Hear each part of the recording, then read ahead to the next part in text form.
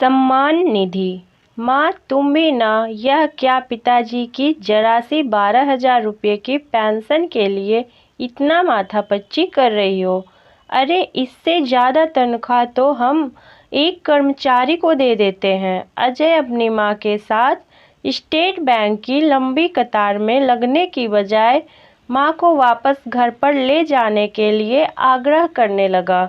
वैसे अजय ने सच ही कहा था, करोड़ों का बिजनेस था उनका। लाखों रुपए तो साल भर में यूं ही तनख्वाह और भत्ते के नाम पर कर्मचारियों पर निकल जाते हैं।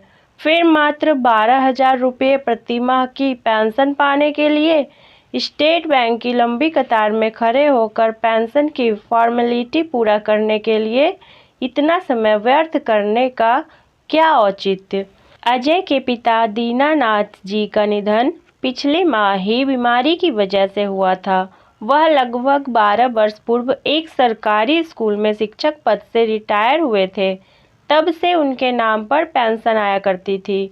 दीनानाथ जी के मृत्यु के उपरांत आधी पेंशन उनकी पत्नी मालती जी को मिलने का शासकीय योजना के अनुसार प्रावधान था, जिसके लिए मालती जी आज स्टेट बैंक में अपने बेटे अजय के साथ जाकर पेंशन की फॉर्मेलिटी पूरा करने आई हुई थी। उस दिन अजय के बेटे अंश का 8वां जन्मदिन था। उसने अपनी दादी से साइकिल की फरमाइश की थी। मालती के खुद के बैंक अकाउंट में पैसे नाम मात्र के ही बचे थे। उनकी पेंशन अभी शुरू नहीं हुई थी, इसलिए उन्होंने अजय से 10,000 रुपये मांगे। अजय अपने ऑफिस जाने की तैयारी में व्यस्त था। उसने अचानक मां के द्वारा 10,000 रुपये की मांग पर थोड़ा अचरज से देखा।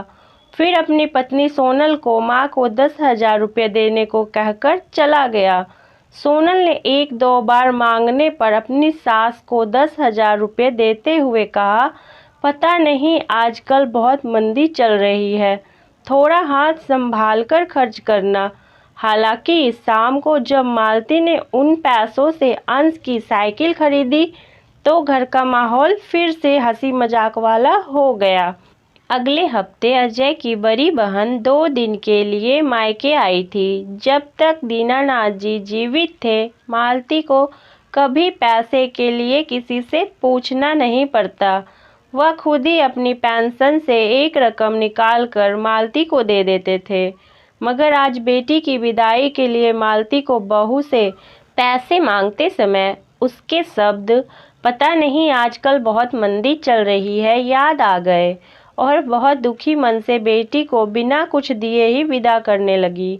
तब बहू ने खुद आकर मालती के हाथ में 2,000 रुपये पकड़ाकर कहा, बेटी को खाली हाथ विदा करेंगी क्या? मालती ने महसूस कर लिया था कि बहू की बात में अपनापन कम, उल्हाना ज़्यादा है। ऐसा नहीं था कि मालती के जीवन में पैसे का अभाव आ गया हो। उसके इलाज के लिए, दवा के लिए, मोबाइल रिचार्ज करना, छोटी मोटी ज़रूरतों के लिए तो अजय बिना कुछ कहे ही पैसा लाकर दे देता था। परंतु इसके अलावा मालती को जो भी खर्च करना होता, जैसे किसी मंदिर में दान करना, नौकरों को उनकी ज़रूरत या त्योहार पर पैसा देना या अपने रिश्तेदारों के आने पर उपहार देना, जैसे छोटी मोटी ज़रूरतों के लिए उसे अजय या बहू से पैसा मांगना स्वाभिमान को चोट करता था। आज जैसे ही उसके मोबाइल पर पहली बार स्टेट बैंक का SMS आया, मालती ने आश्चर्य से मैसेज खोलकर देखा।